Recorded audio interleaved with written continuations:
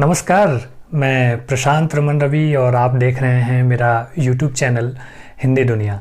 तो दोस्तों, आज की इस वीडियो में मैं एक बेहद ही खास और महत्वपूर्ण जानकारी आप सबके लिए लेकर के आया हूँ, जिसे समझकर और जानकर हमारी भाषा बहुत अच्छी हो जाएगी और हम तमाम तरह के कन्फ्यूज़न से निकल जाएंगे। अक्सर हमें ये समस्या होती है कि जब हम गई लिखना हो, अगर मान लीजिए सीता वहाँ गई, तो हम ये समझ में नहीं आता है हमें कि ये गई में हम बड़ी ई की मात्रा का इस्तेमाल करें या फिर हम य में दीर्घ ई की मात्रा का इस्तेमाल करें। यानी कि हमारे सामने एक समस्या होती है कि हम ई का प्रयोग करें या ई का प्रयोग करें। उसी प्रकार ए और ए में और ए और ए में, यहाँ पे आप उदाहरण आप देख सकते हैं और इससे आप अंदाज़ा लगा सकते हैं आपको किस तरह की समस्या होती है। तो आज के इस पूरे वीडियो में हम आपसे बात करेंगे कि कैसे ई और ई, ए और अंत में ए और ए शब्दों में इनके प्रयोग को हम कैसे बारीकी से समझें और कैसे इनका इस्तेमाल करके हम अपनी भाषा बहुत अच्छी कर सकते हैं। तो दोस्तों, आइए इससे पहले कि हम इसको शुरू करें, मैं आपको बता दूं कि मैंने अपने पिछले वीडियोज़ में बहुत विस्तार से और बारीकी से वर्ण पे चर्चा किया है। वर्णों की संख्या से लेकर उसके विभिन्न भेद और उपभेद, तो उसका भी डिस्क्रिप्शन मैं अपने आज के इस वीडियो के लिंक में डाल दूंगा। अगर आपको उससे संबंधित कोई जानकारी चाहिए तो आप वहां जाकर के देख सकते हैं। साथ ही साथ मैंने यह भी बताया कि वर्ण और अक्षर में क्या अंतर है, तो वो भी आप वहां जाकर के देख सकते हैं। तो आइए आज शुरू करते हैं। तमाम छोटे छोटे और सरल उदाहरणों और सिद्धांतों के द्वारा इस महत्वपूर्ण जानकारी के बारे में हम सब समझते हैं और जानने की कोशिश करते हैं। तो आइए शुरू करते हैं। तो आइए सबसे पहले हम ये जानते हैं कि ई और ई, इनका प्रयोग कहाँ हम करेंगे और कैसे करेंगे। तो जहाँ एक बात आप ध्यान में रखिएगा कि जिन भी शब्दों के अंत में बड़ी ई का प्रयोग होता है, अक्सर वे क्या होती हैं? संज्ञाएं होती हैं। कैसे? जैसे मिठाई, मिठाई क्या है? संज्ञा है। सिलाई, बुनाई, ठीक है, ठीक कर लें इसको। सिंचाई,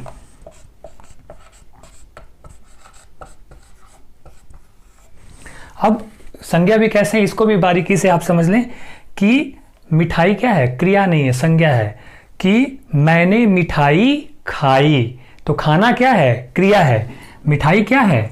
संज्ञा है। यानी कि होने का बोध कुछ और करा रहा है यहाँ पे। यह स्वयं में होने का बोध नहीं करा रहा, यानी कि कार्य के होने का बोध इस शब्द से हमें पता नहीं चल रहा, इसलिए यह क्रिया नहीं है, यह संज्ञा है। तो जहां भी संज्ञा है वहां पे बड़ी ई का प्रयोग होगा। जैसे कि सिलाई, सीता सिलाई कर रही है, ठीक है।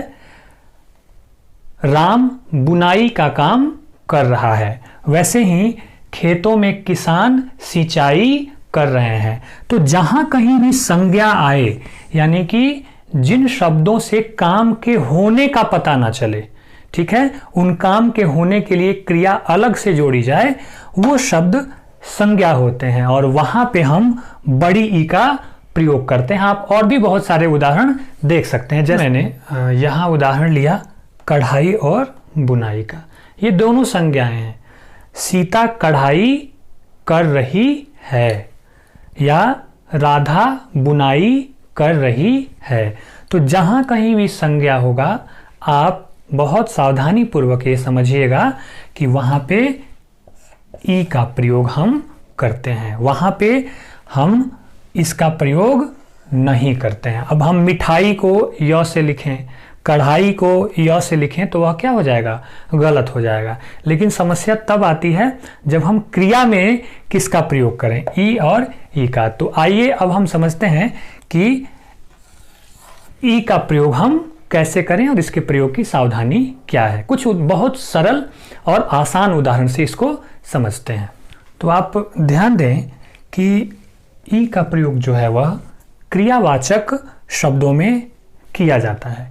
जैसे कि तुमने मुझे फिल्म दिखाई।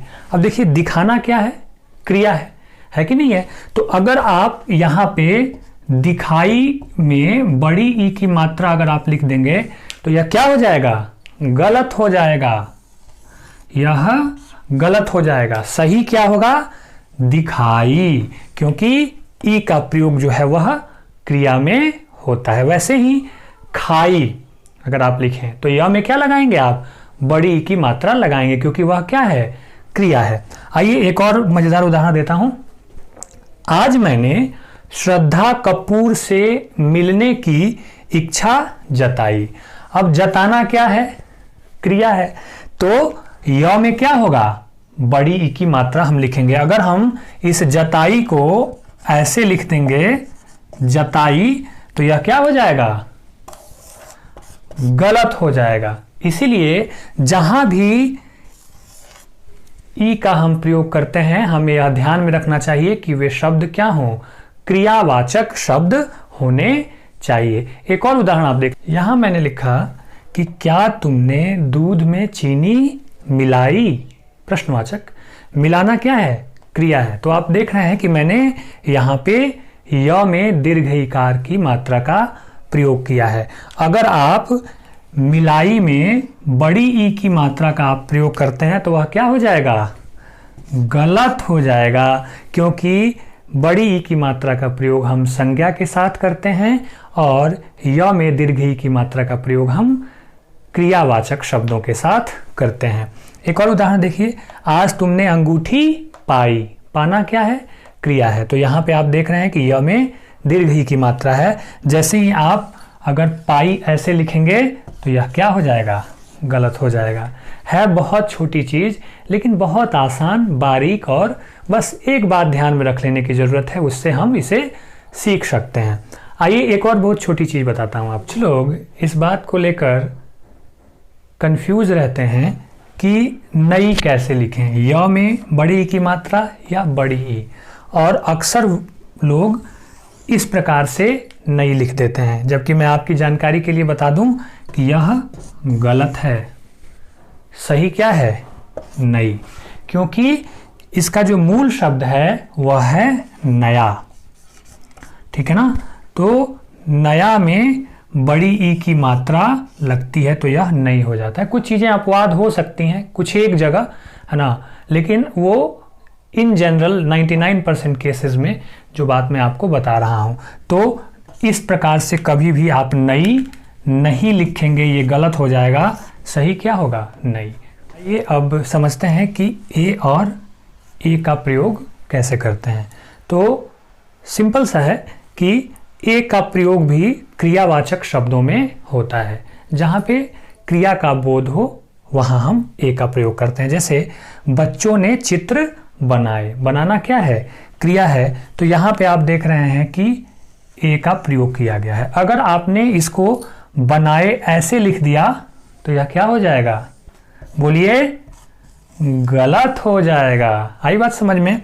वैसे ही एक उदाहरण मैं लेता हूँ। जैसे कि मैं कहूँ कि बच्चों ने शिक्षकों के आगे अपने दुखड़े सुनाए, तो सुनाए कैसे लिखेंगे, एक हम ऐसे भी लिख सकते हैं और एक हम ऐसे भी लिख सकते हैं। सही उत्तर क्या होगा, आप सब जानते हैं, सही उत्तर होगा सुनाए। अगर आप सुनाए ऐसे लिखते हैं तो यह क्या हो जाएगा, गलत हो जाएगा, क्योंकि सुनाने में क्रिया का बोध हो रहा है। उसी प्रकार मैंने यहाँ लिखा है कि लोगों ने घर सजाए। अब आप देखें कि सजाना क्या है, एक क्रिया है। इस शब्द में क्रिया का बोध हो रहा है, इसलिए यहाँ पे एक ही मात्रा है। अगर आप इसको सजाए ऐसे लिख देंगे, ठीक है, तो यह क्या हो जाएगा,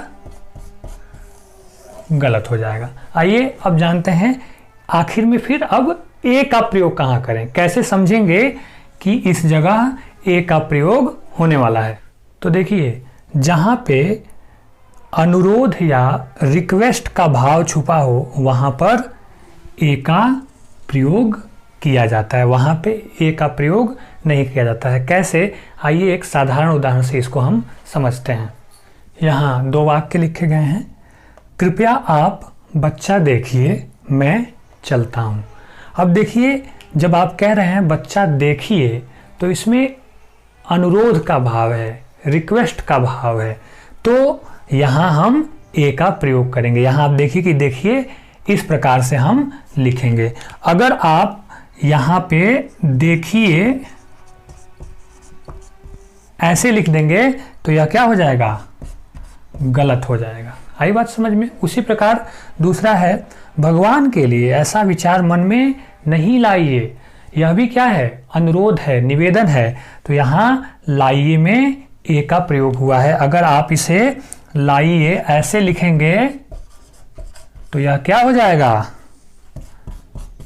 गलत हो जाएगा। इसीलिए ध्यान रहे, जहाँ निवेदन हो, रिक्वेस्ट हो, वहाँ पे ए का प्रयोग किया जाता है। अंत में आता है ए और ए। तो यहाँ पे समझ लें कि जहाँ जब अनुरोध का भाव हो वहाँ ए का प्रयोग होता है, वहाँ पे ये का प्रयोग नहीं होता है। कैसे, छोटा सा उदाहरण देखिए।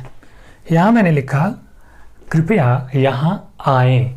आप देख रहे हैं कि आए में, ऐसा कहने में, इस वाक्य में एक अनुरोध है, एक रिक्वेस्ट है कि कृपया यहाँ आए, तो यहाँ पे हम ए का प्रयोग करेंगे।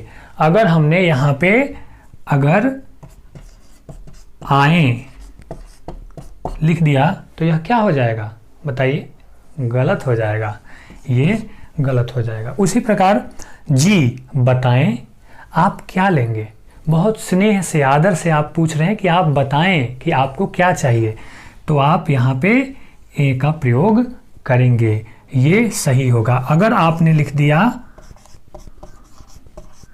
बताएं तो ये क्या हो जाएगा, गलत हो जाएगा। ठीक है, तो अनुरोध या आदर की स्थिति में ए का प्रयोग होता है। उसी प्रकार भैया आप दीदी को समझाएं। भैया से क्या हो रहा है, निवेदन किया जा रहा है, लड़ाई हो गई होगी तो निवेदन हो रहा है कि दीदी को समझा दीजिए। अगर आप ए की जगह आपने अगर समझाएं ऐसे लिख दिया तो यह क्या हो जाएगा, बोलिए, गलत हो जाएगा। ठीक है, तो ये रहा प्रयोग। सारे लोग शुभकामनाएं ऐसे भी लिखते हैं और कुछ लोग शुभकामनाएं ऐसे भी लिखते हैं। अब आप ही बताइए कि क्या सही है।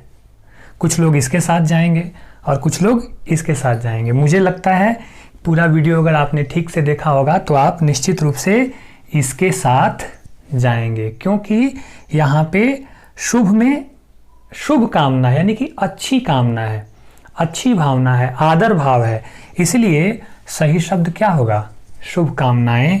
ये जो शुभकामनाएं आप लिखते हैं यह गलत हो जाएगा। तो इस जानकारी को अपने जीवन में उतारने के लिए और वीडियो देखने के लिए आपको भी शुभकामनाएं, ये वाली शुभकामनाएं। और अगले वीडियो में हम फिर मिलेंगे एक और नए रोचक, जरूरी और बेहतरीन विषय के साथ। तब तक आप देखते रहिए मेरा चैनल। और आप सबसे गुजारिश है कि यह जो विषय है यह बहुत ही बारीक, सूक्ष्म और भाषा के लिहाज से बहुत संवेदनशील भी है। तो इसलिए मैं विशेष तौर पे आप सबसे गुजारिश करूंगा कि इस जानकारी को अपने भाई बहन, स्कूल के विद्यार्थी और भी बाकी सारे लोगों से आप साझा करें। तो इसलिए इस वीडियो को आप ज़्यादा से ज़्यादा मात्रा में शेयर करें, सब्सक्राइब करें और मुस्कुराते रहें। फिर जल्दी ही मिलेंगे एक नए वीडियो में एक और नए खूबसूरत विषय के साथ। तब तक के लिए नमस्कार।